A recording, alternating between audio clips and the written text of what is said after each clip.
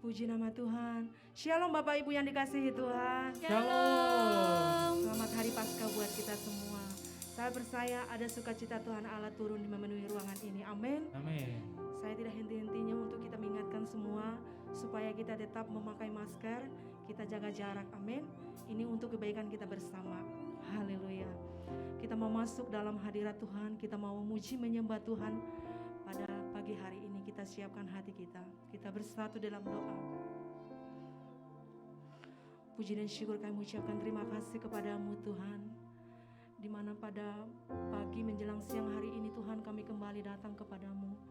Kami membawa syukur kami di hadapanmu Tuhan. Kami membawa hati kami kepadamu Tuhan. Biarlah kiranya Engkau berkati ibadah kami dari awal pertengahan hingga akhir. Namamu yang kami permuliakan dan kami tinggikan. Kami bawa seluruh hati kami untuk menyembah-Mu Tuhan. Kami mencari hadirat-Mu Tuhan. Sebab hadirat-Mu ada di tempat ini Tuhan Yesus. Terima kasih Tuhan buat kuasa kebangkitan-Mu. Engkau mati dan bangkit kembali untuk memberikan damai dan sukacita bagi setiap kami. Biarlah kuasa kebangkitan itu boleh kami kenang di dalam hidup kami Tuhan. Dan kami semakin menyadari bahwa perbuatan-Mu besar dalam hidup kami. Engkaulah Raja di atas segala raja. Engkaulah Raja yang layak diagungkan dan tinggikan. Terima kasih Tuhan Yesus. Terima kasih Bapa yang baik. Kami juga percaya Tuhan, urapan-Mu memenuhi ruangan ini. Setiap kami umat-Mu yang hadir pada pagi menjelang siang hari ini Tuhan, kami dilawat Tuhan Yesus. Kami percaya kami datang tidak sama ketika kami pulang. Kami membawa berkas-berkas sukacita Tuhan. Kami membawa kemenangan-kemenangan yang kami raih daripada-Mu Tuhan. Terima kasih Tuhan Yesus. Terima kasih Bapa yang baik. Haleluya. Amin. Kita masih tetap dalam hadirat Tuhan. Mari kita naikkan ucapan syukur kita kepada Tuhan. Sebab Tuhan adalah penebus kita. Penebus kita bangkit. Penebus kita hidup. Haleluya. Terima kasih. Ya bersyukur. Terima kasih semua.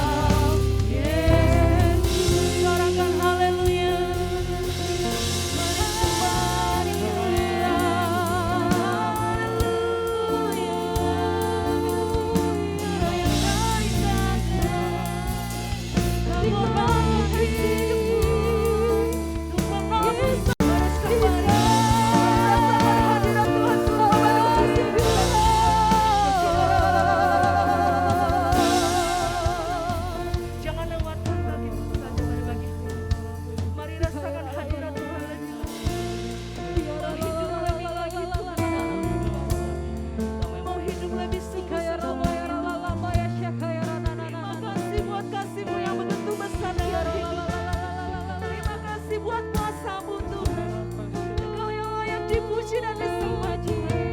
Kami mau lebih lagi menikmati hadirat-Mu Tuhan.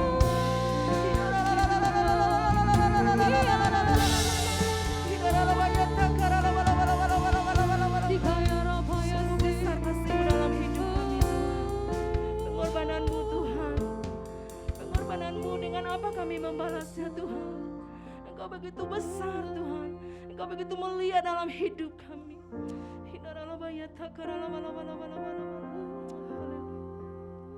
Sungguh besar pengorbanan-Mu bagiku, terlalu dalam untuk dimengerti. Sungguh besar,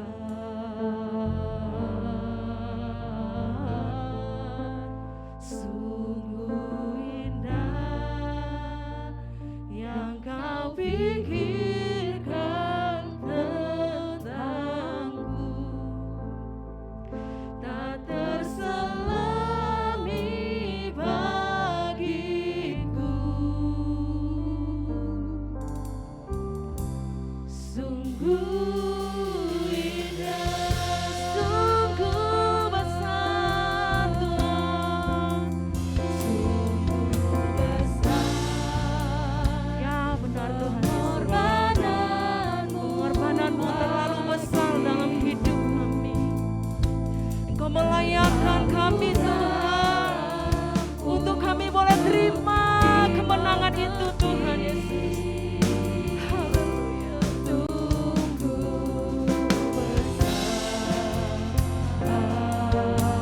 Oh, sungguh indah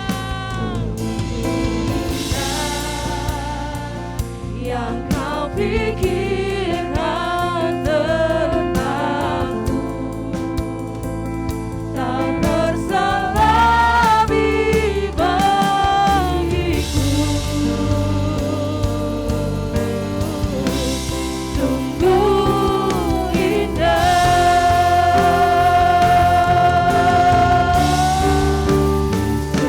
sungguh besar pengorbanan-Mu bagiku. Terlalu dalam untuk kami mengerti Tuhan. Dimengerti, sungguh besar,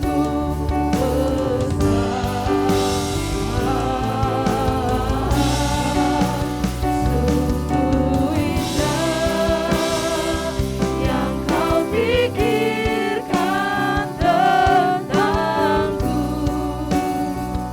tak terselami bagiku. Sungguh indah, sungguh besar, sungguh besar. Semua jemaat bangkit berdiri. Pengorbanan-Mu bagiku, terlalu dalam untuk dimengerti. Kau sungguh besar,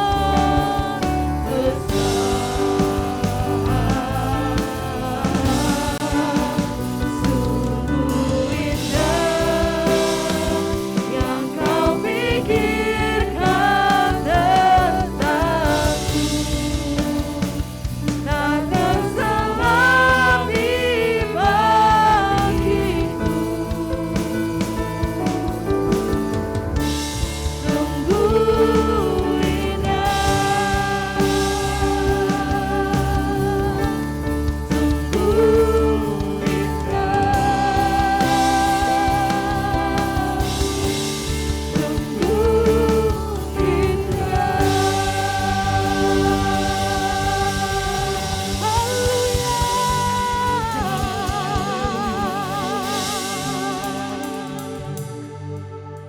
Mazmur 91 ayat 1 sampai 16. Dalam lindungan Allah.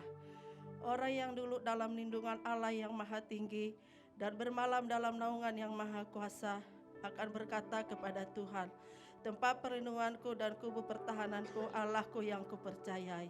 Sungguh Dialah yang akan melepaskan engkau dari jerat penangkap burung, dari penyakit sampar yang busuk. Dengan kepaknya Ia akan menudungi engkau, di bawah sayapnya engkau akan berlindung. Kesetiaannya ialah perisai dan pagar tembok. Engkau tak usah takut terhadap kedahsyatan malam, terhadap panah yang terbang di waktu siang, terhadap penyakit sampar yang berjalan di dalam gelap, terhadap penyakit menular yang mengamuk di waktu petang. Walau 1.000 orang rebah di sisimu dan 10.000 di sebelah kananmu, tetapi itu tidak akan menimpamu. Engkau hanya menontonnya dengan matamu sendiri dan melihat pembalasan terhadap orang-orang fasik. Sebab Tuhan ialah tempat perlindunganmu, yang maha tinggi telah kau buat tempat perteduhanmu. Malapetaka tidak akan menimpa kamu, dan tulah tidak akan mendekat kepada kemahmu. Sebab malaikat-malaikatnya akan diperintahkannya kepadamu untuk menjaga engkau di segala jalanmu. Mereka akan menatang engkau di atas tangannya, supaya kakimu jangan terhantuk kepada batu. Singa dan ular tedung akan kau langkahi, engkau akan menginjak anak singa dan ular naga. Sungguh hatinya melekat kepadaku, maka aku akan meluputkannya, aku akan membentenginya, sebab ia mengenal namaku. Bila ia berseru kepadaku, aku akan menjawab, aku akan menyertai dia dalam kesesakan. Aku akan meluputkannya dan memuliakannya. Dengan panjang umur akan kukenyangkan dia, dan akan kuperlihatkan kepadanya keselamatan daripadaku. Kami percaya Tuhan, firman yang kami dengar pada saat ini Tuhan, biarlah ini jadi renungan dalam hidup kami Tuhan. Terima kasih Tuhan, terima kasih ya Bapa, buat penyertaan-Mu, perlindungan-Mu sepanjang hari kepada kami Tuhan. Sehingga Tuhan pagi menjelang siang ini Tuhan, kami boleh datang ke tempat ini Tuhan, memuji dan memuliakan nama-Mu. Terima kasih Tuhan atas kesehatan yang Kau berikan bagi kami Tuhan. Kami percaya Tuhan, kami yang hadir pada saat ini di tempat ini atau yang melalui Zoom, kami percaya lawatan-Mu terjadi bagi kami Tuhan. Tuhan Yesus, Bapa yang baik, Bapa yang kami sembah, kami Tuhan berdoa buat bangsa dan negara kami. Biarlah Tuhan bangsa dan negara kami ini Tuhan selalu memberkati dari Sabang sampai Merauke Tuhan. Begitu juga Tuhan para pemimpin kami Tuhan, dari yang tertinggi sampai yang terendah. Bapak Presiden kami Bapak Jokowi dan Ma'ruf sebagai wakilnya. Biarlah Tuhan para pemimpin kami ini Tuhan, Tuhan yang selalu memberkati mereka, Tuhan yang selalu menjagai mereka Tuhan. Bahkan sampai pimpin kami yang di pelosok pun Tuhan, kami serahkan kepadamu ya Bapa. Tutup bungkus para pemimpin kami ini dengan keluarga besarnya dengan kuasa darah-Mu Tuhan. Biarlah Tuhan para pemimpin kami ini Tuhan boleh bekerja sama Tuhan. Mereka boleh mempunyai hati yang unity Tuhan, untuk memajukan bangsa dan negara kami ini Tuhan. Sehingga bangsa kami ini Tuhan benar-benar bangsa yang merdeka Tuhan. Dan kami percaya Tuhan, pemulihan terjadi bagi bangsa kami ini Tuhan. Pemulihan perekonomian terjadi bagi bangsa dan negara kami ini Tuhan. Begitu juga Tuhan, kami berdoa Tuhan untuk pemimpin rohani kami Tuhan. Bapak Nikono Terharjo berserta keempat wakilnya dan keluarga besarnya. Begitu juga Bapak pemimpin kami Tuhan, Bapak Uyeko Melono beserta kedua wakilnya dan keluarga besarnya.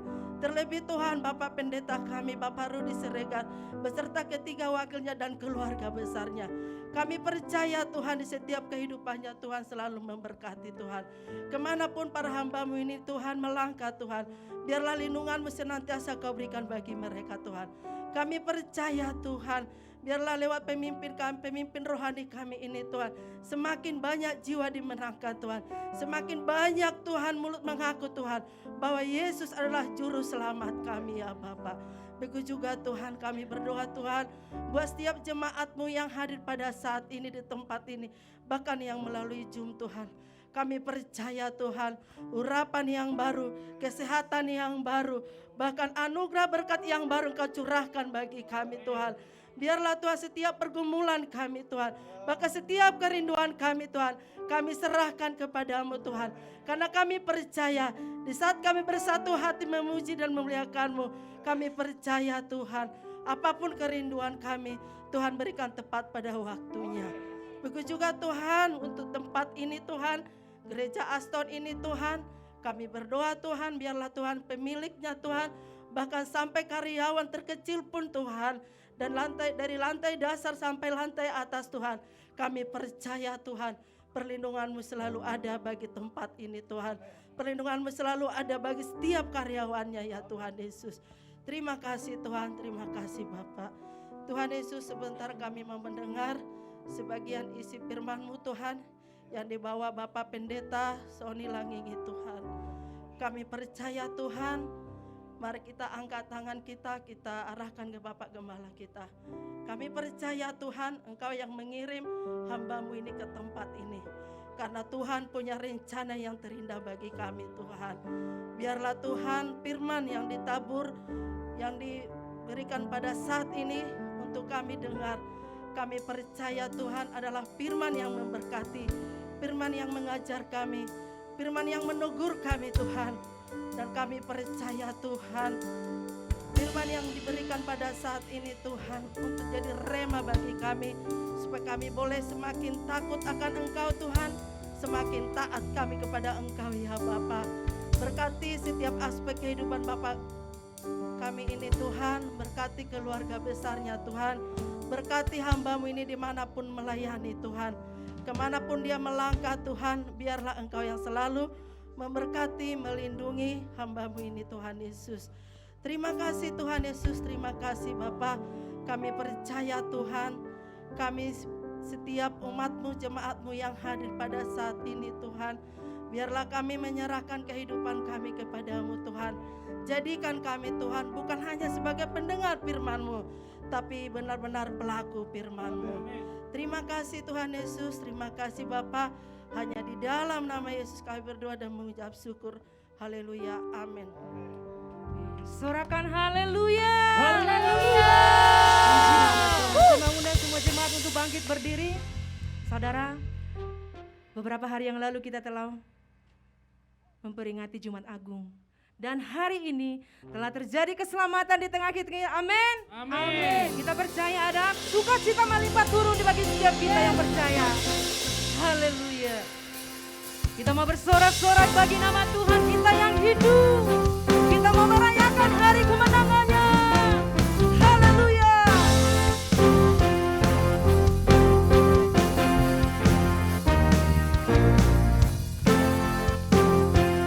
Berikan tepuk tangan yang terbaik bagi Tuhan.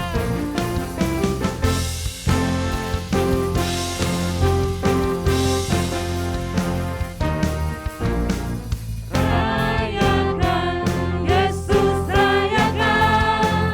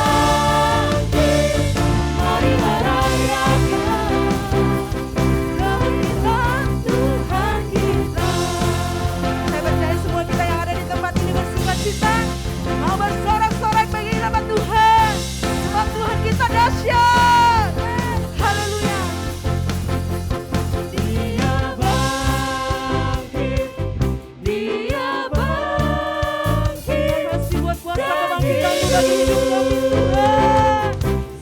Engkau hidup, Engkau dahsyat dan berkuasa.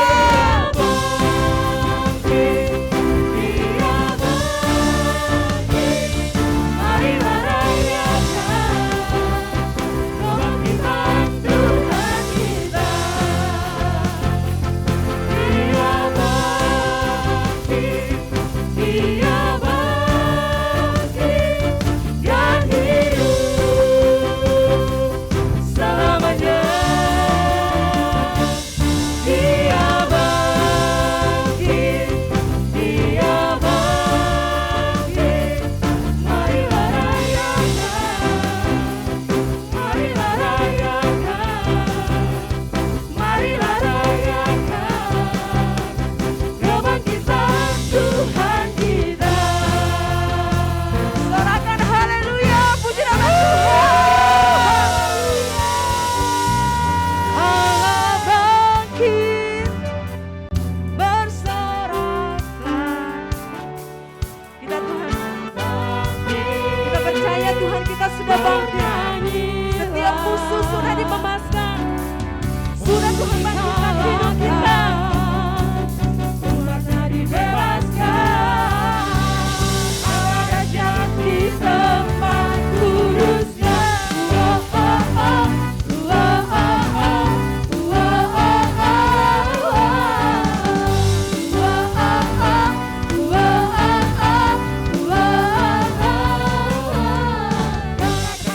Kekuatanmu ya Allah. Tunjukkanlah kuasa-Mu bagi setiap kami Tuhan. Tunjukkanlah kuasa-Mu ya Tuhan. Serahkan musuh-Mu, selamatkanlah umat-Mu. Ada jati tempat kudusnya. Allah bangkit, bersoraklah.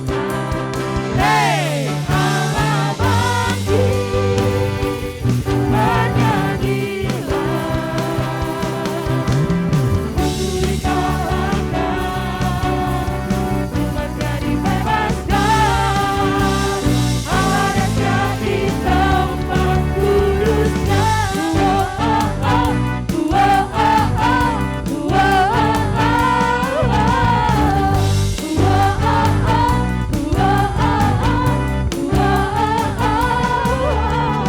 Berikanlah kekuatan-Mu ya Allah.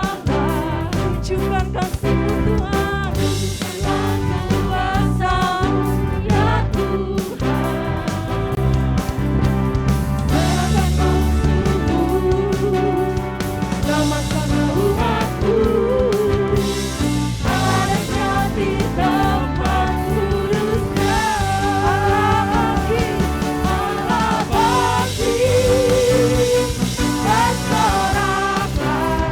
Hei, Allah bangkit, bernyanyilah. Musuh dikalahkan, umatnya dibebaskan. Ada jati tempat kudusnya. Allah bangkit, bersoraklah. Hei, Allah bangkit, bernyanyilah. Musuh dikalahkan, umatnya dibebaskan. Ada jati tempat kudusnya. Ada jati tempat kudusnya. Ada jati tempat kudusnya.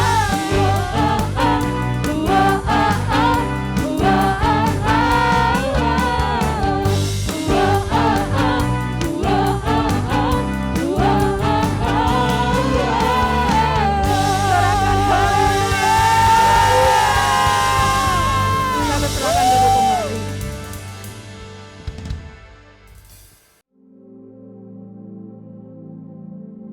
Shalom saudara, Memasuki bulan ini kita memperingati hari Jumat Agung dan hari kebangkitan Tuhan Yesus atau Paskah. Salah satu perdebatan yang terjadi beribu-ribu tahun sejak gereja berdiri adalah apakah kematian dan kebangkitan Yesus itu benar-benar terjadi atau hanya isapan jempol belaka. Di dalam Voice of Pentecost kali ini, kita akan membahas mengenai fakta kebangkitan Kristus. Pertama, kita perlu bertanya dahulu, apakah Yesus benar-benar mati secara historis di atas kayu salib? Karena ada juga teori yang beredar di luar sana bahwa Yesus tidak benar-benar mati. Faktanya adalah Yesus secara historis terbukti benar mati di atas kayu salib menurut hukuman Romawi saat itu. Kita memiliki bukti-bukti kuat dari kitab Perjanjian Baru dan kitab sejarah di luar Alkitab yang mencatat ada seseorang bernama Yesus yang betul-betul mati di atas kayu salib. Kedua, bahkan seorang pakar sejarah Perjanjian Baru yang juga seorang ateis dan kritikus utama terhadap kebangkitan Yesus, yaitu Dr. Gerd Ludemann, berkata, secara historis tidak dapat disangkal bahwa Yesus betul-betul mati. Nah, yang seringkali menjadi pertanyaan orang adalah, apakah betul Yesus itu bangkit dari kematian? Bagaimana saya bisa menjelaskan hal ini kepada orang yang ragu? Hari ini kita akan melihat setidaknya 4 fakta sejarah yang membuktikan kebangkitan Kristus. Pertama, fakta bahwa kubur Yesus itu kosong. Ini adalah salah satu bukti terpenting mengenai kebangkitan Yesus. Karena bahkan orang-orang yang tidak setuju dengan pengajaran Yesus, yaitu para imam kepala dan orang Farisi, mengakui bahwa kubur itu kosong. Ketika para murid mulai berbicara mengenai Tuhan Yesus yang bangkit dari kematian, mereka sampai harus membuat berita bohong bahwa murid-muridnya datang dan mencuri mayat Yesus. Poinnya adalah, imam-imam kepala saat itu juga sadar bahwa kubur Yesus kosong, tetapi mereka tidak mau mengakui kebangkitan Tuhan Yesus. Mereka membuat berita bohong yang tersebar sampai hari ini. Imam kepala dan orang Farisi tidak bisa menjelaskan bagaimana kubur itu kosong. Kedua, fakta bahwa prajurit Romawi turut menyaksikan kebangkitan Yesus. Kubur Yesus dijaga oleh para prajurit Romawi yang diminta sendiri oleh para imam kepala dan orang Farisi kepada Pilatus. Bagaimana mungkin penjaga-penjaga yang memeterai kubur itu dan menjaganya tidak sadar kalau ada murid yang berusaha mencuri dan membuka batu kuburan itu? Alkitab malah mencatat ketika Yesus bangkit, penjaga-penjaga itu gentar ketakutan dan menjadi seperti orang-orang mati. Kalau prajurit Romawi lalai melaksanakan tugas, seharusnya mereka dihukum mati, bukan? Tetapi faktanya adalah mereka diberikan sejumlah besar uang untuk tutup mulut perihal mujizat kebangkitan Yesus. Ketiga, fakta pertobatan Yakobus saudara Yesus dan juga Saulus. Yakobus yang adalah saudara kandung dari Yesus juga awalnya tidak percaya bahwa Yesus betul-betul anak Allah. Malahan jika kita baca dari Markus 3 ayat 21 dan Yohanes 7 ayat 1-10, jelas tertulis bahwa saudara-saudaranya sendiri pun tidak percaya kepadanya. Tetapi apa yang terjadi dalam kitab Kisah Para Rasul? Kita menemukan Yakobus saudara Yesus menjadi kepala gereja di Yerusalem. Sekarang, menurut saudara, apa yang bisa mengubah hati Yakobus dari yang tidak percaya kepada pelayanan Yesus berubah menjadi kepala gereja dan bahkan mati martir setelah kematian saudaranya sendiri? Jelas kebangkitan Kristus yang mengubah hati Yakobus. Perubahan hati dari Yakobus yang bahkan mati menjadi martir sekitar tahun 60 membuktikan berita tentang kebangkitan Yesus adalah nyata. Bagaimana dengan Saulus? Seorang Farisi yang sangat dihormati dan telah memimpin kegerakan awal di dalam mencari dan membunuh orang-orang Kristen pada zaman itu. Dia bertobat dan tidak main-main. Kehidupannya berubah 180 derajat dari pembunuh menjadi pengabar Injil. Paulus mengalami perjumpaan pribadi dengan Yesus yang telah bangkit itu dan menjadi salah satu rasul yang menulis banyak kitab di Perjanjian Baru dan rasul yang setia mengabarkan Injil sampai akhir hayatnya. Yang keempat, fakta dari banyaknya saksi mata yang menyaksikan kebangkitan Yesus Kristus. Kalau hanya 1 atau 2 orang yang menyaksikan kebangkitan Yesus dan hanya 1 atau 2 naskah kuno yang menulis mengenai kebangkitan Yesus, mungkin patut dipertanyakan. Tetapi Yesus tidak menampakkan dirinya hanya kepada 1 atau 2 orang, tetapi kepada banyak orang.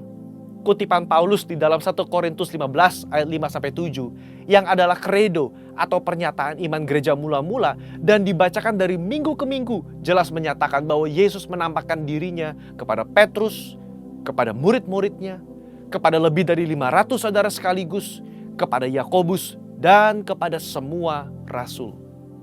Dalam tulisan-tulisan Injil Matius, Markus, Lukas, dan Yohanes, kita menemukan cerita yang mendukung kredo gereja mula-mula tersebut. Luar biasa bukan? Akhirnya saudara, kita sebagai orang percaya perlu menyadari bahwa bukti-bukti tentang kebangkitannya menguatkan bahwa Yesus itu bangkit. Seperti gembala kita Paniko berkata, jika Yesus tidak bangkit dari kematian, maka sia-sialah kepercayaan kita. Bukti sejarah hanya membantu untuk menguatkan iman kita, tetapi tidak menjadi dasar iman kita. Berbahagialah setiap kita yang percaya namun tidak melihat. Amin. Tuhan Yesus memberkati. Saudara, untuk penjelasan lebih lengkapnya dari tim teologi kami, silakan klik link yang ada di atas atau scan QR Code yang tersedia. Sekali lagi, Tuhan Yesus memberkati.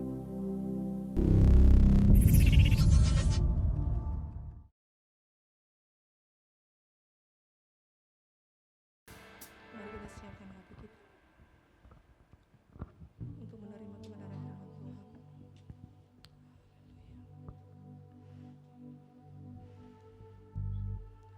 Hanya Kau Tuhan yang di hidup kami. Terima kasih buat hati yang baru yang Kau berikan bagi kami Tuhan. Pengorbanan-Mu yang membuat kami Tuhan bangkit. Haleluya.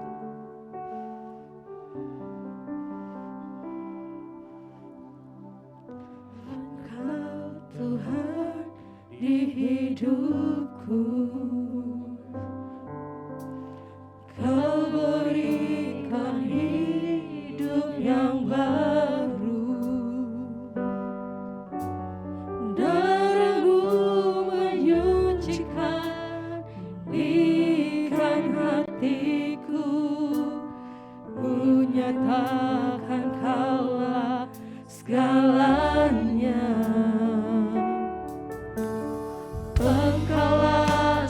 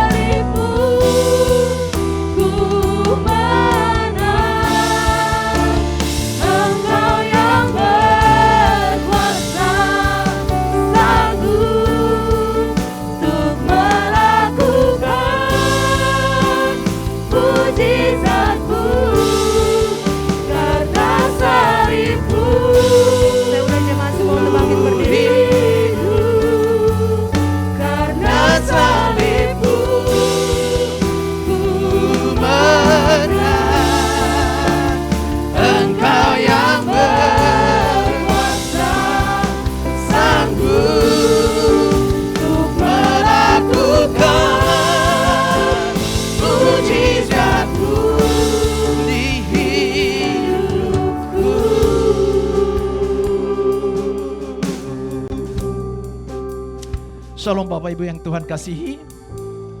Shalom. Saudara kasih dalam Tuhan, sebelum firman Tuhan, sebentar kita akan bersama-sama untuk membawa satu keluarga jemaat Tuhan, yaitu Bapak Bornok Manurung dan juga Ibu Maria Oci Sianifar, yang dalam beberapa bulan kemarin mereka telah dikaruniai oleh seorang putra dari Tuhan.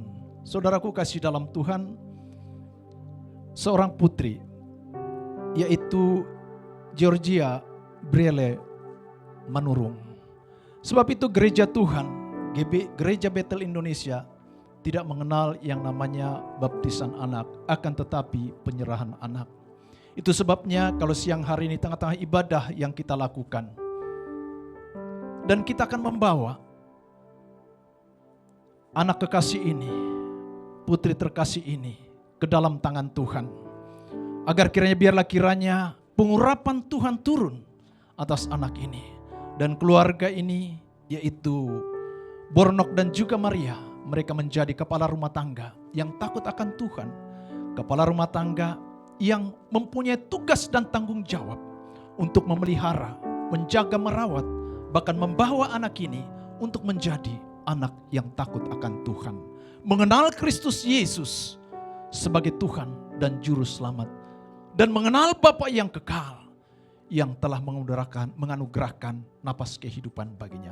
Sebabnya saya minta Bapak Bornok dan juga Maria Oci supaya maju ke depan. Besar anugerah-Mu.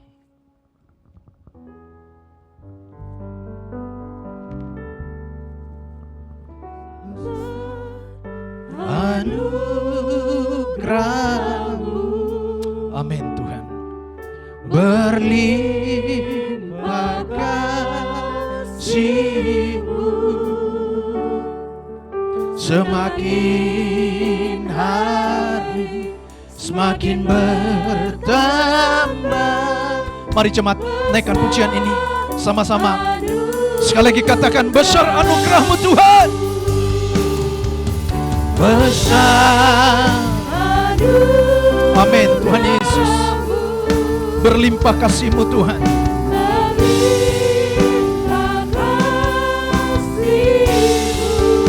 Semakin hari semakin bertambah, besar anugerah. Semakin hari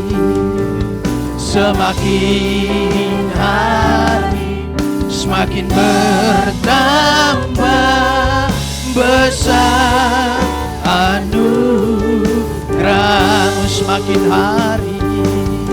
Semakin hari semakin bertambah, besar anugerah.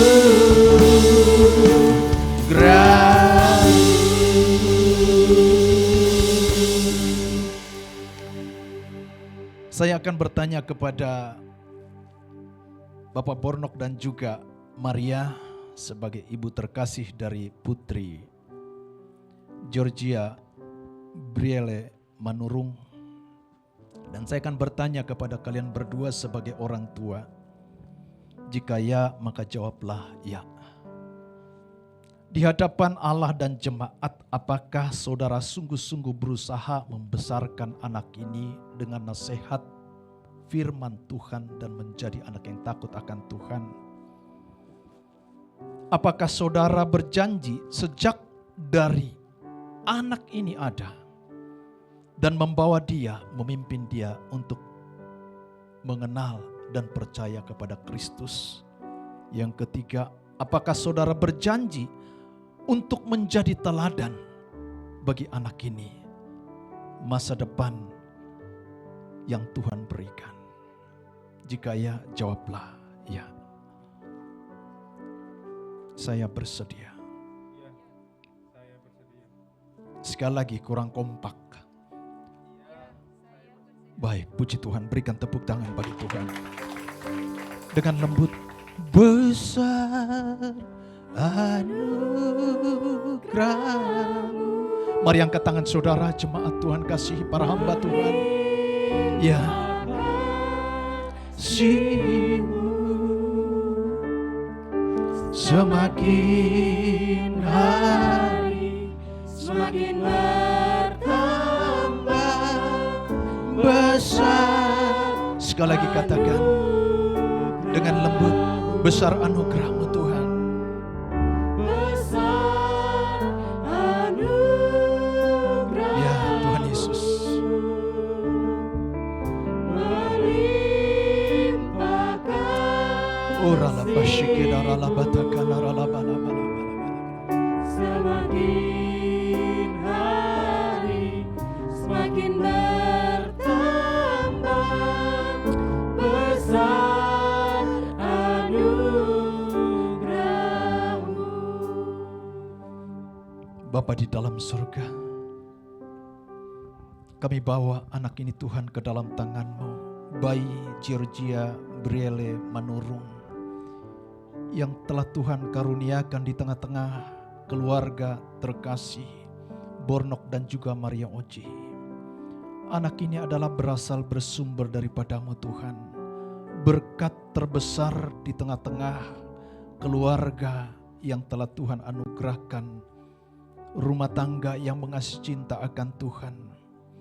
Itu sebabnya mereka membawa anak ini ke dalam tangan-Mu melalui gereja-Mu, hamba-Mu. Dan hamba-Mu menumpangkan tangan bagi anak ini, Georgia Brielle Manurung. Engkau adalah biji mata Tuhan. Engkau adalah milik kepunyaan Tuhan. Dan Engkau adalah anak kekasih Tuhan. Mulai dari saat ini, hidup-Mu ada di dalam genggaman Tuhan sepenuhnya. Keluar masuk-Mu, kemanapun Engkau berada, Tuhan melindungi Engkau.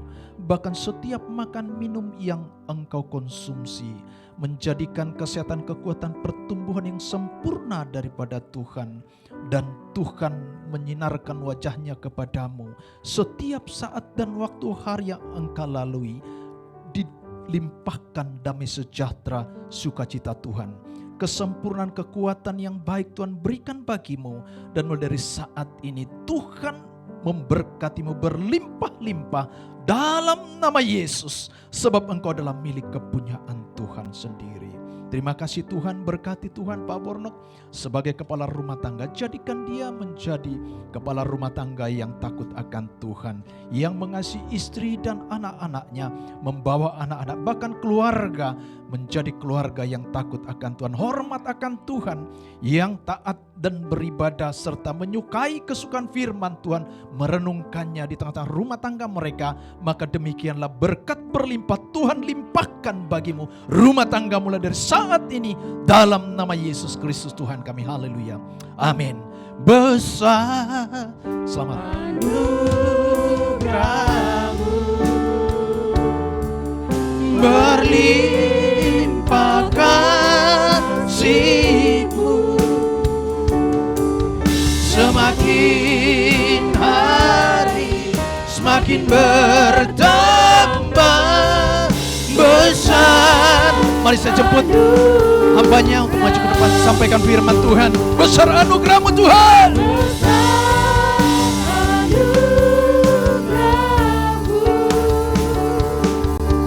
Melimpah kasih-Mu, semakin hari semakin bertambah besar anugerah. Semakin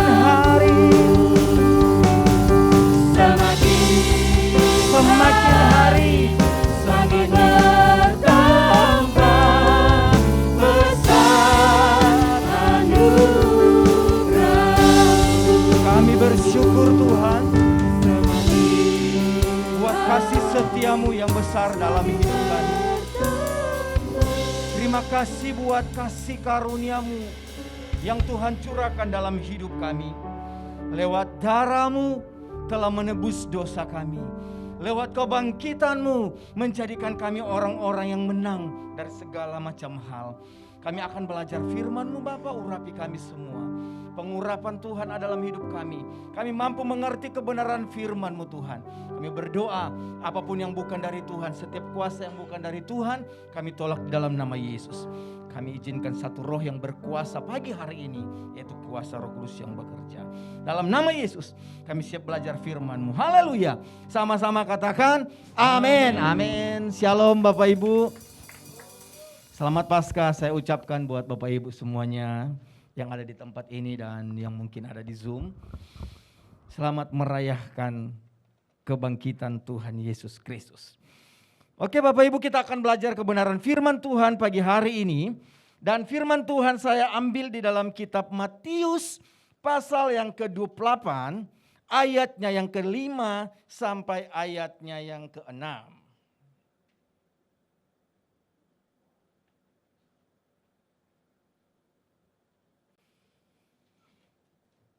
Firman Tuhan berkata demikian. Kita baca bersama-sama dalam nama Tuhan Yesus Kristus. 1, 2, 3. Akan tetapi malaikat itu berkata kepada perempuan-perempuan itu, janganlah kamu takut, sebab aku tahu kamu mencari Yesus yang disalibkan itu. Ia tidak ada di sini, sebab ia telah bangkit. Sama seperti yang telah dikatakannya. Mari, lihatlah tempat ia berbaring. Saudara yang saya kasih dalam Tuhan Yesus Kristus, kalau kita bisa kasih tema pagi hari ini, siang hari ini, tema kebenaran firman Tuhan kita adalah makna kebangkitan Yesus. Saudara, Alkitab berkata akan tetapi malaikat itu berkata kepada perempuan-perempuan itu, janganlah kamu takut sebab aku tahu kamu mencari Yesus yang disalibkan itu. Ia tidak ada di sini sebab ia telah bangkit sama seperti yang telah dikatakannya. Mari lihatlah tempat ia berbaring. Nah saudara yang saya kasih di dalam Tuhan Yesus Kristus, hari ini seluruh dunia orang Kristen merayakan hari Paskah atau hari kebangkitan Tuhan Yesus Kristus. Saudara, kalau kita berbicara tentang Paskah, sebenarnya Paskah itu sudah dilakukan sejak dari zaman dahulu.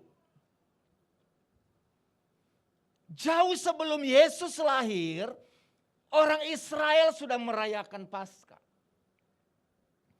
Paskah dimulai sejak orang Israel berada di Mesir. Kalau saudara perhatikan itu di Keluaran 12 ayat 7. Temanya di situ mengatakan bahwa perayaan Paskah. Jadi kalau kita berbicara tentang Paskah, itu dimulai sejak orang Israel berada di Mesir pada saat itu. Kalau saudara pernah belajari Alkitab, kita sama-sama mendengar bagaimana 10 tulah yang Tuhan berikan kepada orang Mesir supaya orang Israel bisa dibawa keluar. Dan tulah yang terakhir itu adalah anak-anak sulung meninggal dunia. Nah, sebab itu sebelum itu terjadi Alkitab berkata malaikat menyuruh seluruh orang Israel untuk mengoleskan darah anak domba di ambang pintunya. Supaya ketika malaikat maut datang, maka setiap tempat yang dilihat ada darah anak domba, maka tempat itu akan dilewati. Anak sulungnya tidak akan meninggal. Kata Paskah itu kalau dalam bahasa aslinya disebut Pesak. Kalau yang kita kenal hari ini disebut Passover. Yang sebenarnya artinya dilewati. Amin saudara. Jadi saudara yang saya kasih dalam Tuhan Yesus Kristus. Pada saat orang Mesir Israel berada di Mesir. Maka Tuhan menyuruh orang Israel itu menyembelih domba. Dan sebenarnya apa yang dilakukan oleh orang Israel pada saat itu adalah sebuah gambaran yang akan dilakukan oleh Yesus. Kenapa saudara? Karena dari zaman orang Israel untuk menebus dosa, menebus kesalahan orang Israel, maka mereka itu harus membawa domba. Mereka harus menyembelih domba. Dan itu sebenarnya adalah tipologi yang diberikan kepada Yesus. Sebab itu Alkitab berkata di dalam Yohanes 1 ayat 29, ia berkata, lihat anak domba Allah yang menghapus dosa dunia. Jadi Yohanes berkata menunjuk kepada Yesus, lihat anak domba Allah. Anak domba Allah yang menghapus dosa dunia. Saudara yang saya kasih dalam Tuhan Yesus Kristus. Kalau kita memahami makna kebangkitan Kristus, Paskah, maka Paskah bukan hanya sekedar seremonial. Saya kecil dulu senang sekali kalau ikut Paskah, ada hari Paskah. Wah.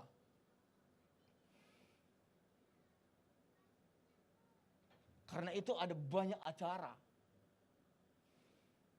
Nah saudara, Paskah itu bukan seremonial. Paskah itu bukan hanya sebuah perayaan. Paskah itu bukan sebuah kegiatan. Di mana ada anak-anak cari telur di situ. Makanya kalau Paskah itu selalu identik dengan telur. Benar ya? Pertanyaannya kenapa harus telur? Di mana Alkitab berkata bahwa merayakan Paskah harus pakai telur. Paskah diidentikan dengan telur. Saya dulu waktu anak-anak saya sampai karena mau beli telur yang asli itu mahal, saya beli telur-telur yang plastik itu, di dalamnya saya taruh hadiah. Turmen.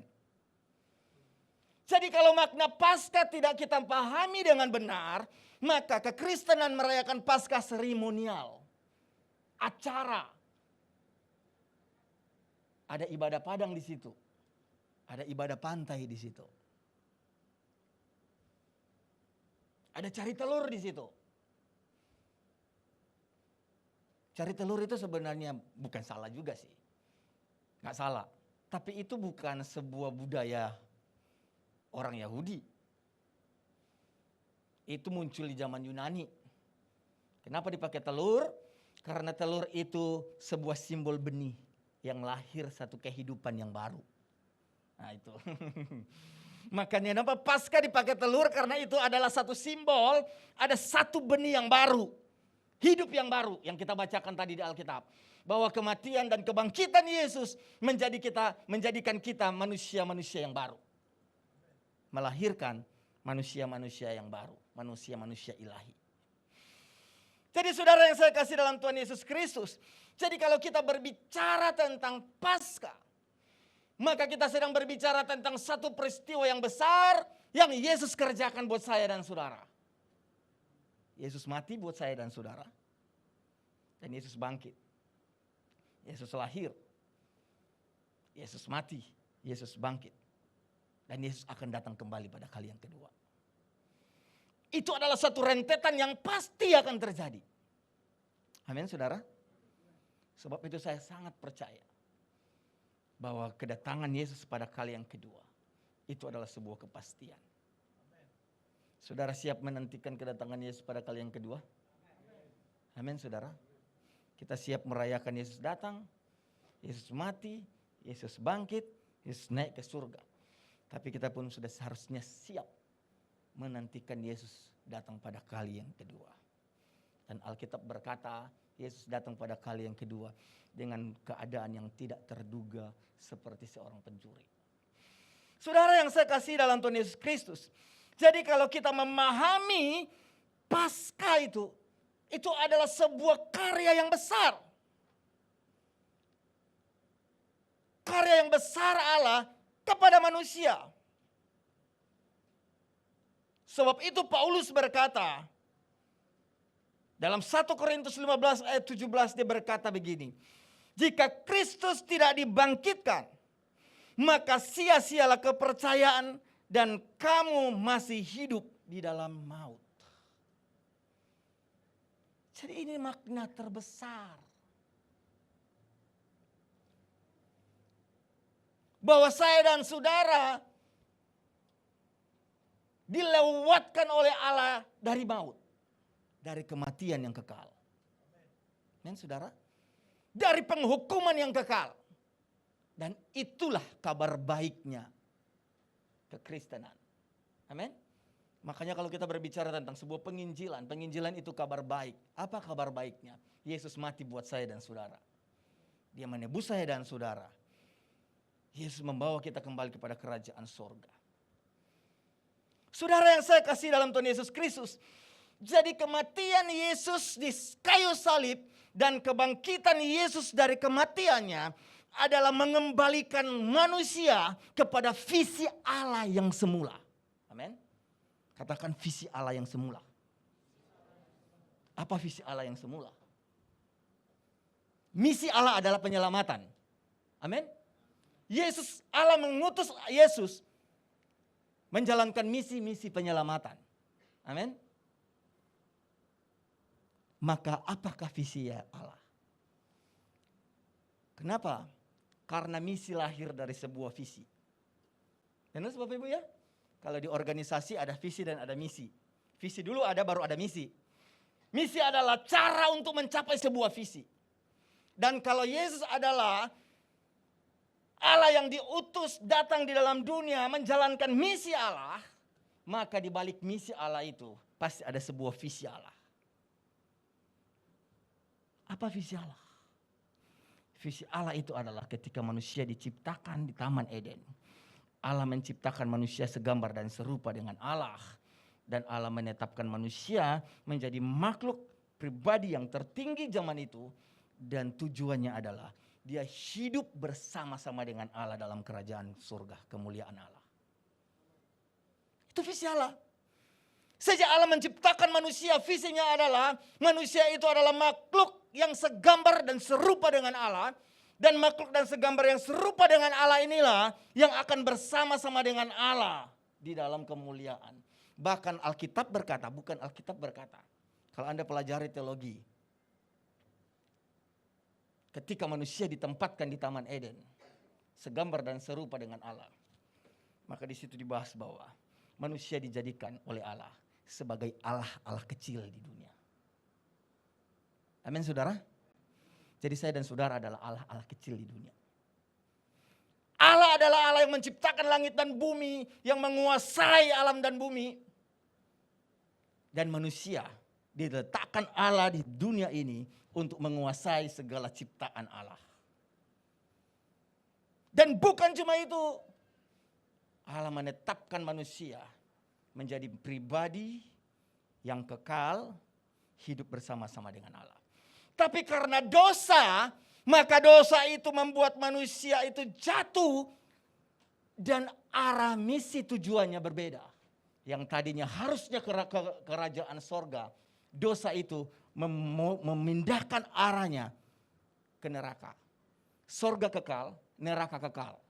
Sama-sama kekal, tempatnya yang berbeda. Amin saudara. Maka karena begitu besar kasih Allah akan dunia ini sehingga ia mengorbankan anaknya yang tunggal, yaitu Yesus Kristus. Supaya setiap orang yang percaya kepadanya tidak binasa melainkan beroleh hidup yang kekal. Salib itu membawa kita kembali kepada jalur Allah yang semula. Pada visi Allah yang semula. Amin. Salib itu adalah jembatan di mana kita dibawa kembali kepada visi Allah, yaitu kerajaan sorga.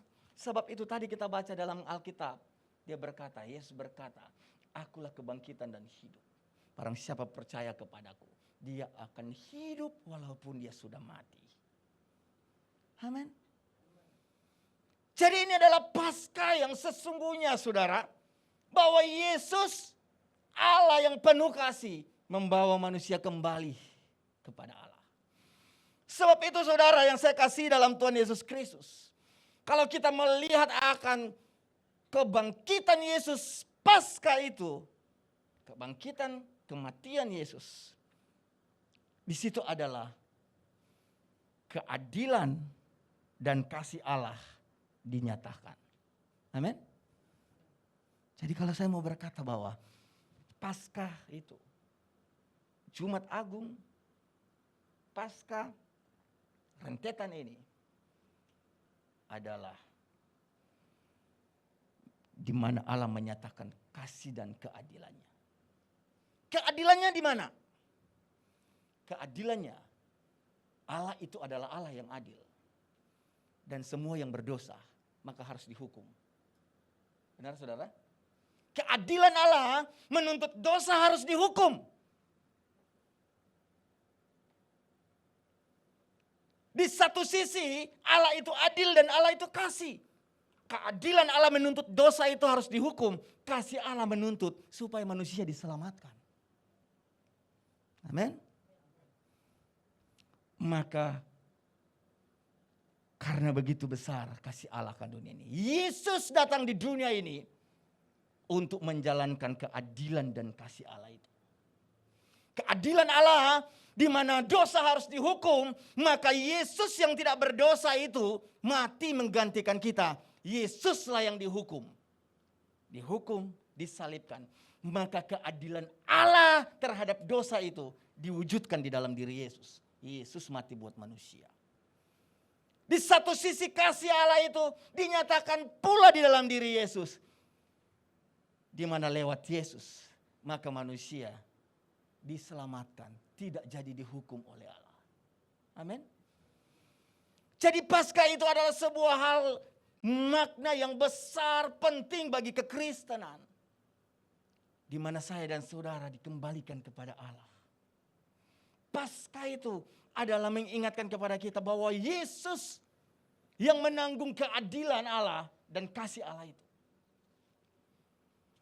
Paskah juga itu mengajarkan kepada kita kebangkitan. Yesus juga mengajarkan kita bahwa maut sudah dikalahkan. Amin saudara? Maut sudah dikalahkan. Makanya tadi saya katakan, Alkitab berkata, Yesus berkata, akulah kebangkitan hidup. Barang siapa percaya kepadaku, dia tidak akan binasa. Dia akan hidup walaupun sudah mati. Jadi kebangkitan Kristus itu memberikan jaminan buat saya dan saudara bahwa ada kebangkitan orang mati. Amin saudara. Bahwa saya dan saudara, kematian saya dan saudara itu bukan akhir dari segala sesuatu. Justru kematian di dunia ini adalah awal di mana kita menjalani kehidupan yang kekal. Nah, kehidupan yang kekal inilah yang ditentukan kita ada di mana. Ada di neraka yang kekal atau dalam kerajaan sorga yang kekal. Tapi syukur kepada Allah, saya dan saudara ada di tempat ini. Oleh darah Yesus membawa kita kepada sorga yang kekal. Amin saudara. Saudara yang saya kasih dalam Tuhan Yesus Kristus. Jadi kebangkitan Kristus itu adalah satu momen di mana maut sudah dikalahkan.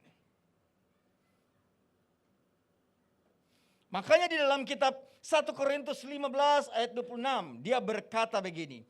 Musuh yang terakhir yang dikalahkan oleh siapa? Oleh Yesus. Dalam 1 Korintus 1 ayat 26. Musuh yang terakhir yang dikalahkan oleh Yesus adalah maut.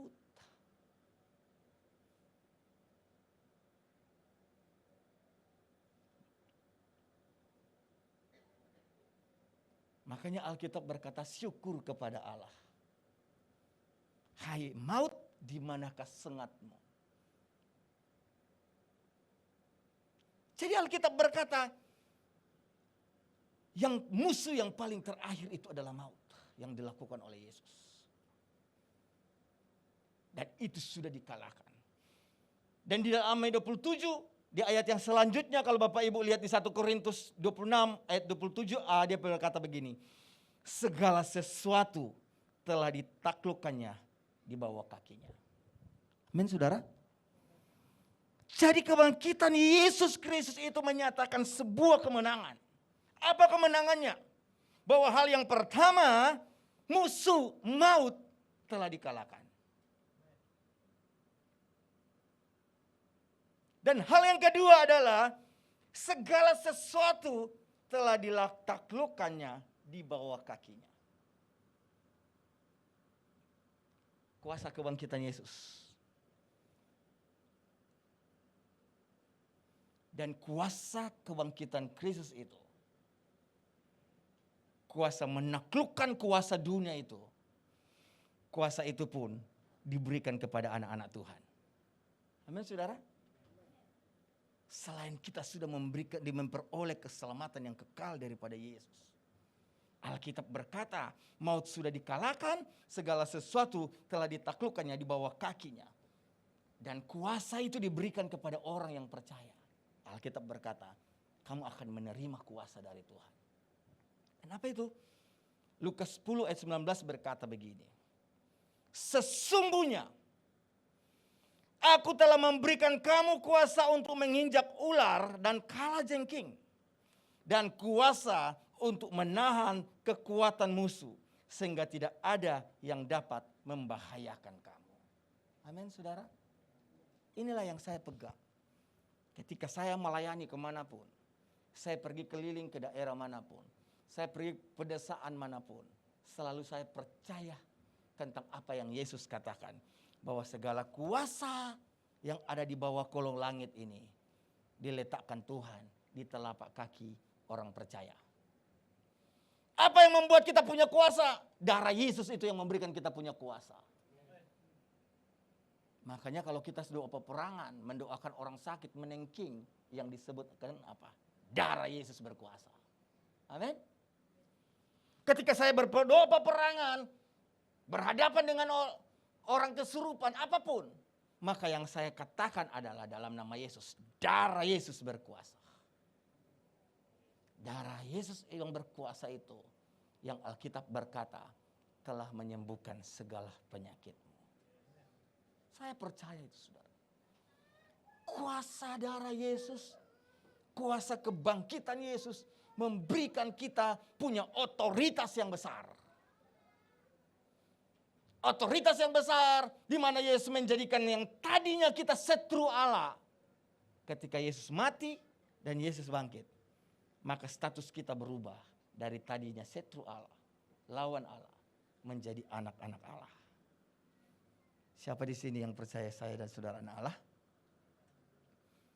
Dan Alkitab berkata, karena kita itu adalah anak Allah, maka anak itulah yang akan mewarisi segala kekayaan surga. Amin saudara. Karena ada hak kesulungan yang Tuhan beri. Jadi makna kuasa kebangkitan Yesus adalah menjadikan kita ada sebagai anak-anak Allah. Luar biasa saudara. Kalau kita menjadi anak-anak Allah. Ajaib. Kalau kita menjadi anak-anak Tuhan yang dilengkapi dengan kuasa Tuhan. Maka dimanapun kita berada, itulah yang Alkitab berkata. Kamu dijadikan oleh Tuhan lebih daripada seorang pemenang. Amin saudara. Jadi kuasa darah Yesus itu memberikan kita kemampuan untuk mengalahkan segala sakit penyakit. Kalau toh kita ada penyakit tubuh itu tidak akan melenyapkan kita. Kalau toh kita lenyap, yang lenyap itu adalah tubuh jasmani kita. Tapi tubuh rohani kita yang diubahkan oleh Tuhan. Ketika saya dan saudara dibangkitkan oleh Tuhan, maka tubuh kemuliaan Yesus itu akan menjadi sama dengan tubuh kemuliaan kita.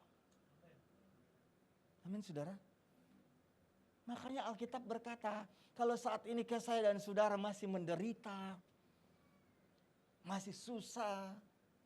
Karena Alkitab berkata, karena kita ini masih mengenakan jubah tubuh yang fana. Sebab itu kita mengalami kesusahan-kesusahan dunia. Kalau kita mau melepaskan diri dari kesusahan-kesusahan dunia, ada waktunya ketika kita mati atau Yesus datang, ketika tubuh kita diubahkan oleh Tuhan menjadi tubuh yang mulia. Maka di situ tidak ada sakit penyakit yang menimpa kita. Itulah yang Alkitab berkata, Paulus berkata, kalau aku hidup bagi Kristus. Kalau aku hidup di dunia ini, aku hidup bagi Kristus. Apa arti hidup bagi Kristus? Maka hidupnya adalah untuk melakukan pekerjaan-pekerjaan Allah. Hidupnya adalah meletakkan hidupnya kepada Tuhan, bergantung penuh kepada Tuhan. Itu artinya iman. Jadi kalau kita bicara tentang iman, iman itu artinya kalau dalam bahasa aslinya pistis, pisteo, artinya bergantung penuh kepada Tuhan. Arti bergantung penuh kepada Tuhan adalah seperti anak tadi, anak yang kita doakan. Bahwa kata pistis itu seperti anak bayi yang tidak bisa hidup kalau tanpa ada orang tuanya. Masih tergantung penuh sama orang tuanya. Karena anak kecil kayak tadi kita nggak bisa bilang begini, kamu kan sudah lahir 3 hari lalu, sekarang kamu yang masak nasi deh. Mama capek gandungin kamu 9 bulan. Masak sendiri. Kata pistis itu artinya bergantung penuh kepada Tuhan. Dan itulah yang Paulus katakan, aku hidup, maka hidupku bagi Kristus. Semua akan kutanggung di dalam Dia. Dan kalau aku mati, itu adalah keuntungan. Amin, saudara. Itu sebuah keuntungan. Hidup bagi Kristus. Semua kita korbankan bagi Kristus. Kita nyatakan iman kita kepada Kristus. Kalau mati, ya keuntungan. Kenapa? Karena kita sudah punya jaminan kehidupan yang kekal. Yang Yesus katakan, janganlah gelisah hatimu. Aku pergi ke rumah Bapa, menyiapkan tempat bagi kamu. Supaya dimanapun aku berada, di situ kamu pun berada. Bayangin saudara. Jadi kalau hari ini kita masih tinggal di 3 petak, enggak masalah. Amin saudara. Kalau masih ngekos, enggak masalah. Karena rumahku yang besar adalah kerajaan sorga.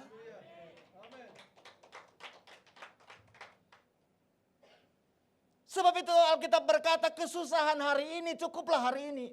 Besok ada kesusahan lainnya. Kalau hari ini saya belum diberkati Tuhan, saya percaya besok saya diberkati Tuhan. Kalau besok belum diberkati Tuhan dengan kekayaannya, saya percaya bulan depan saya diberkati Tuhan. Kalau bulan depan belum diberkati Tuhan, saya percaya tahun depan saya diberkati Tuhan. Kalau saya sudah mati nggak diberkati Tuhan, maka berkatku adalah kerajaan sorga yang kekal. Dan kalau kita percaya itu, itulah yang Alkitab berkata, pengharapanku tidak akan pernah hilang. Karena saya berharap besok saya akan dapat lebih baik dari Tuhan. Lusa saya akan dapat dari Tuhan. Dan kalau tidak, saya percaya saya dapatkan dalam kerajaan sorga yang kekal. Sehingga kematian dan kebangkitan Kristus memberikan saya dan saudara satu gairah untuk tidak pernah menyerah dengan keberadaan dunia. Yesus yang adalah Allah menjadi manusia, ikut menanggung penderitaan manusia. Bahkan penderitaan manusia yang ditanggung oleh Yesus lebih besar dari penderitaan saya dan saudara. Amin. Anda punya penderitaan di rumah, menghadapi suami kayak Pilatus, menghadapi istri. Itu salib kita. Tapi pengharapan kita tidak akan hilang. Apa yang ditanggung oleh Yesus lebih besar dari itu. Kapan kita? Saya selalu melayani. Saya rajin ke gereja tapi saya hilang semangat. Kenapa? Saya sudah rajin ke gereja tiap hari tapi suami saya nggak bertobat. Tiap malam tuh mabuk. Tiap hari cuma dilapok. Minum tuak. Sampai subuh. Main kartu. Sampai subuh.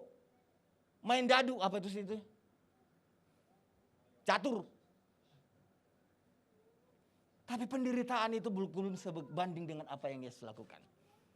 Yesus itu lahir di kandang.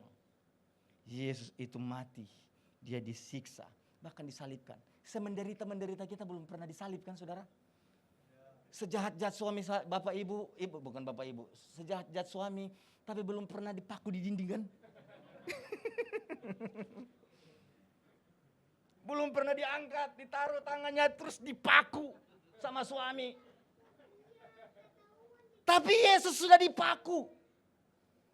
Dan pakunya Yesus itu adalah untuk menanggung dosa saya dan saudara. Itulah makna yang terbesar. Pengharapan kita kepada Yesus itu tidak akan pernah berhenti ketika kita memahami karya Kristus yang besar. Coba bayangin saudara, kalau pada waktu Yesus dikhianati, dicambuk, dan dia kesakitan, dan dia bilang, iya deh, saya menyerah, gak mau lagi, saya pulang.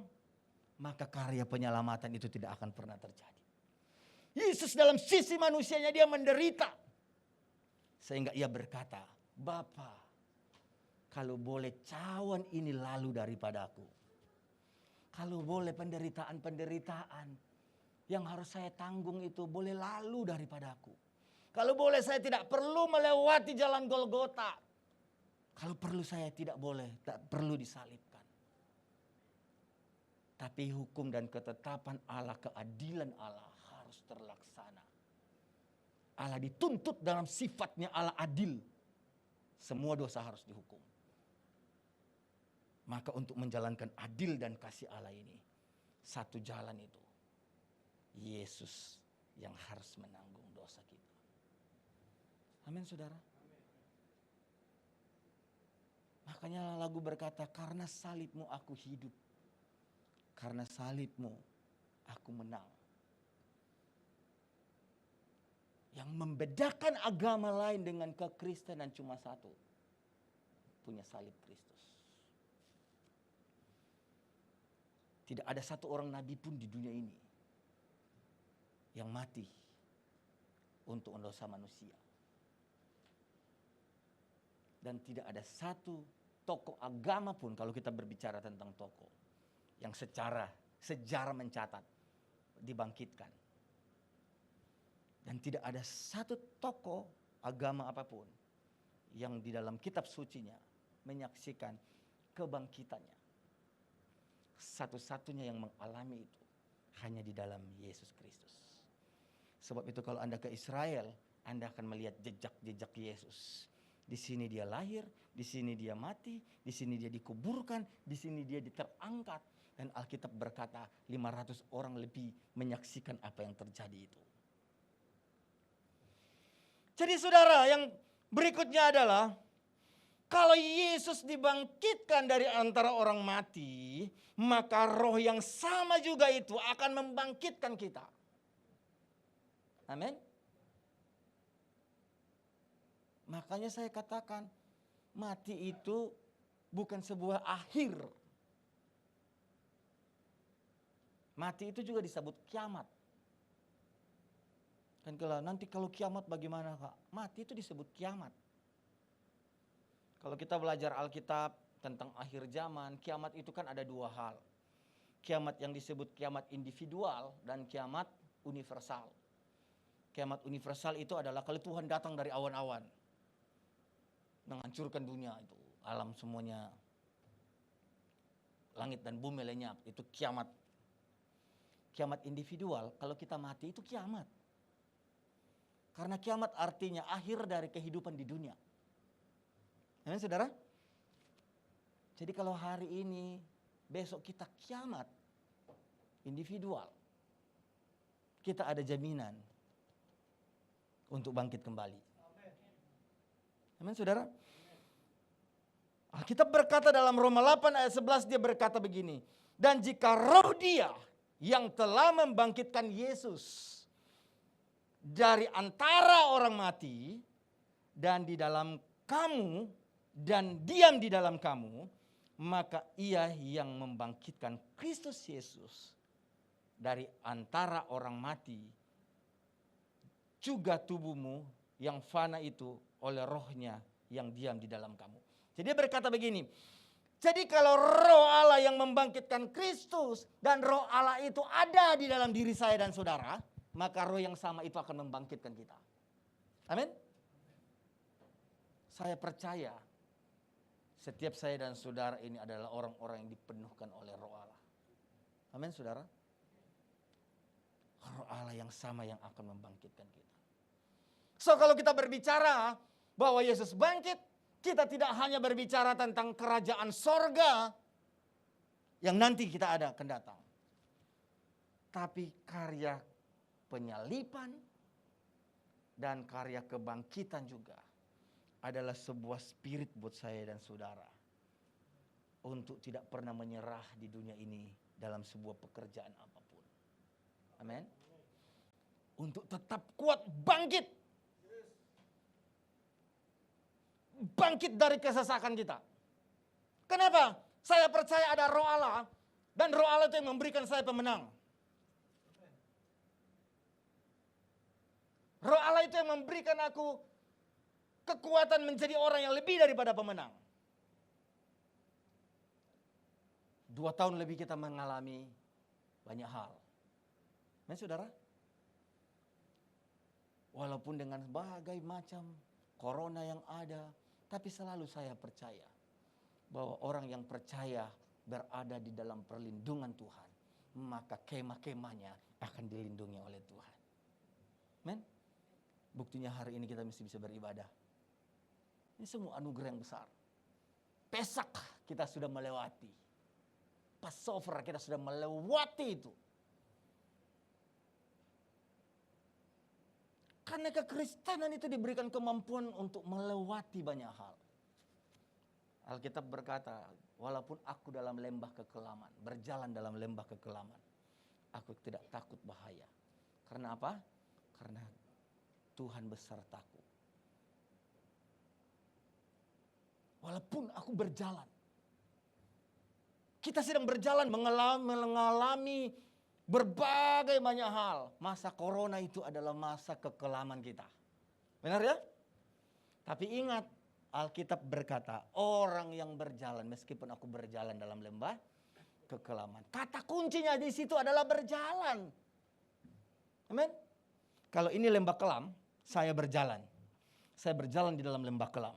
Saya berjalan di lembah kelam. Satu titik saya akan melewati lembah kelam itu. Saya akan melewati itu.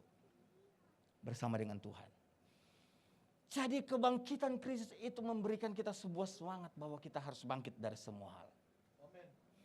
Bangkit dari kesedihan hatimu. Bangkit dari rasa sayang diri. Saya kaget kemarin di kampung saya. Ada seorang ibu yang dari status-statusnya bicara tentang Tuhan. Percaya Tuhan akan menolong dia tepat waktunya. Tapi di satu titik akhirnya dia taruh di FB-nya. Dia bicara bahwa saya nanti tinggal tunggu sepi, saya mau gantung diri. Ya, dunia sekarang begitu saudara. Gantung diri itu buat live.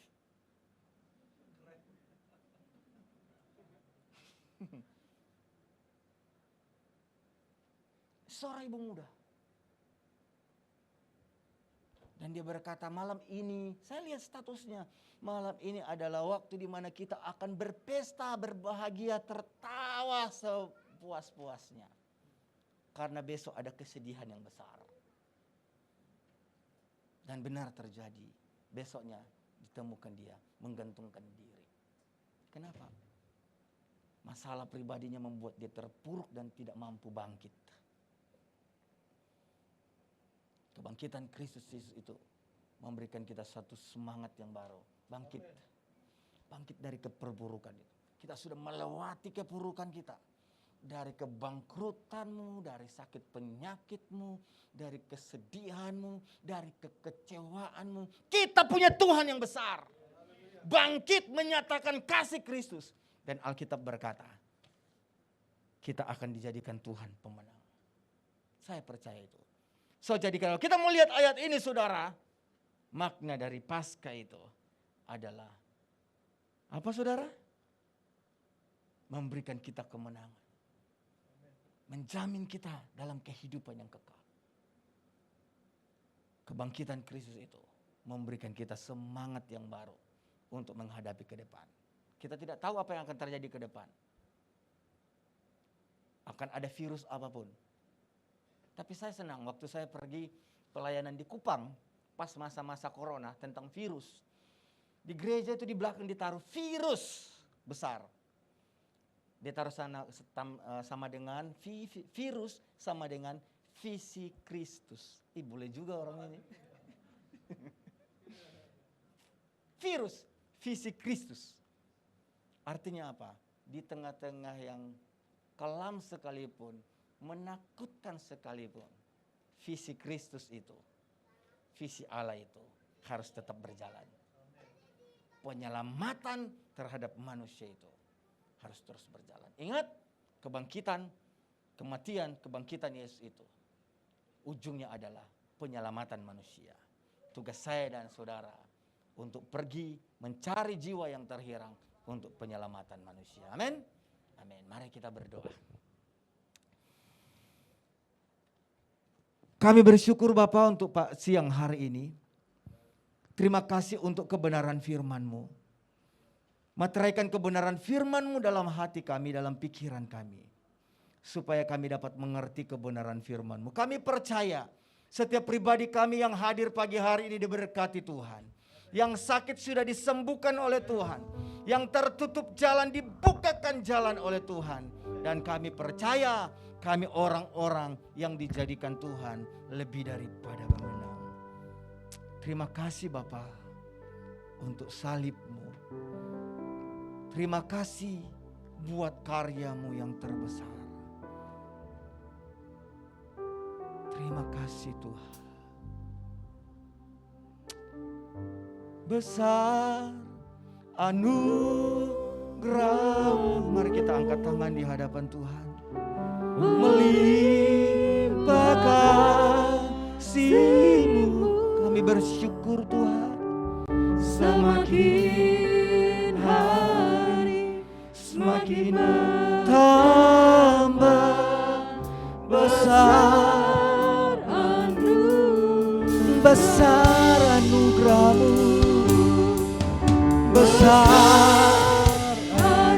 Terima kasih Tuhan.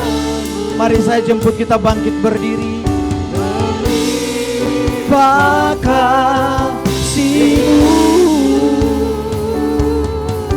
Semakin hari semakin bertambah besar anugerah-Mu. Semakin hari semakin bertambah besar anugerah-Mu.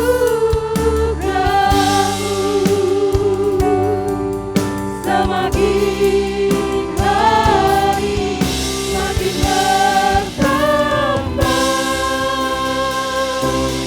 besar anugerah-Mu.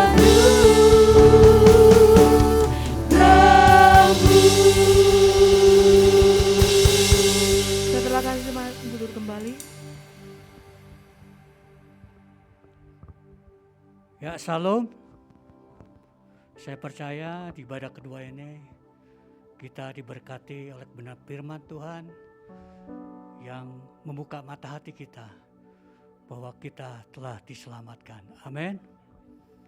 Untuk yang kedua kalinya saya mewakili gembala dan seluruh pengerja bahkan jemaat GBB KP Aston mengucapkan terima kasih kepada hambanya Bapak Pendeta Dr.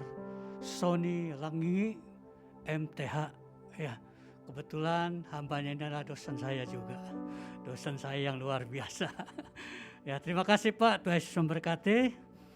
Baik saudara, kita akan mendengarkan pengumuman untuk 1 minggu ke depan. Ya, hari Selasa kita ada doa terobosan melalui aplikasi Zoom jam 11 siang. Dan hari Rabu ada rumah doa pukul 19 atau jam 7 malam melalui aplikasi Zoom. Perhatikan untuk semua kul yang ada bahwa hari Jumat tanggal 22 April kita ada kul, ada namanya itu dari rayon ya, kul gabungan memperlengkapi kul kita yang dilayani oleh Bapak Pendeta Kristianto Silitonga dari Divisi Pengajaran Gatot Subroto yang bertema adalah KUL dengan paradigma yang baru.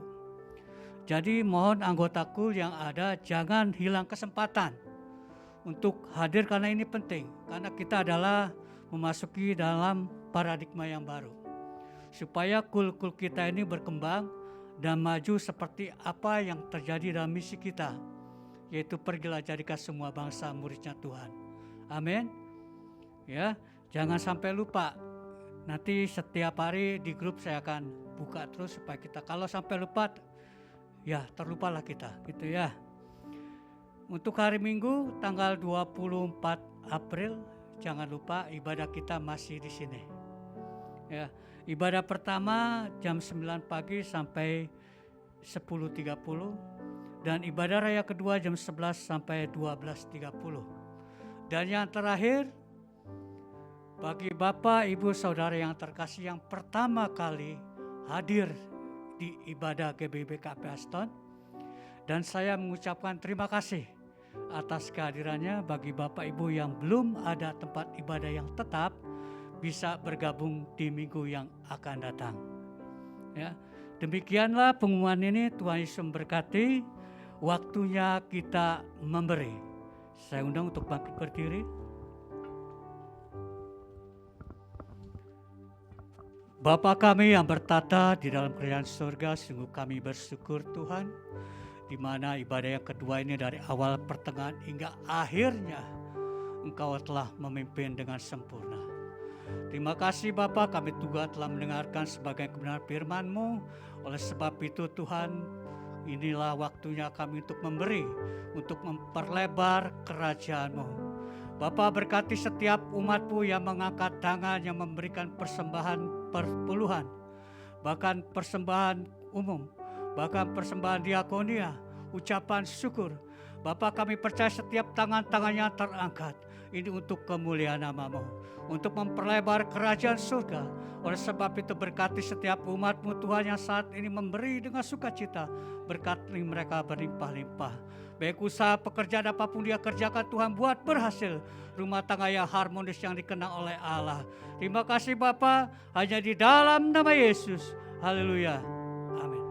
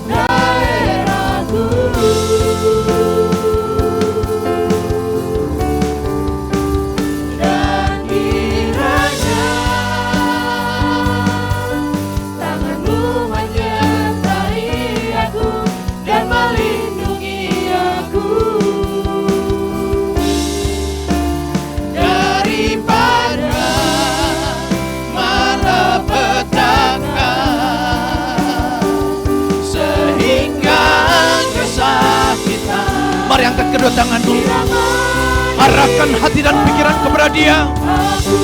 Lebih sungguh katakan, kiranya Tuhan memberkatimu.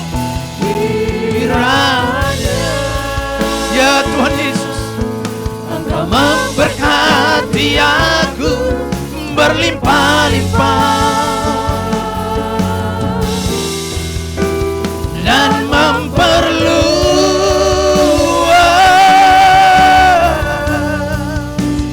daerahku. Diberkatilah hidupmu, rumah tangga, suami, istri, anak-anakmu, ladang usahamu diberkati Tuhan. Yes, tanganmu menyertai aku, tangan Tuhan yang perkasa yang melindungimu, menuntun seluruh hidupmu daripada malapetaka sehingga kesakitan tidak menimpa aku, sehingga kesakitan tidak menimpa hingga kesakitan tidak menimpa aku.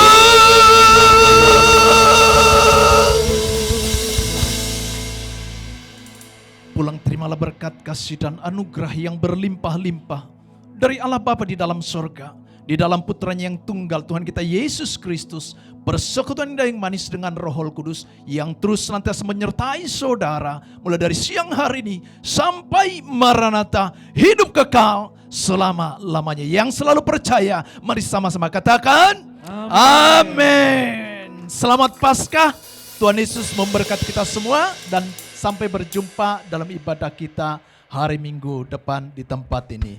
Tuhan Yesus berkati.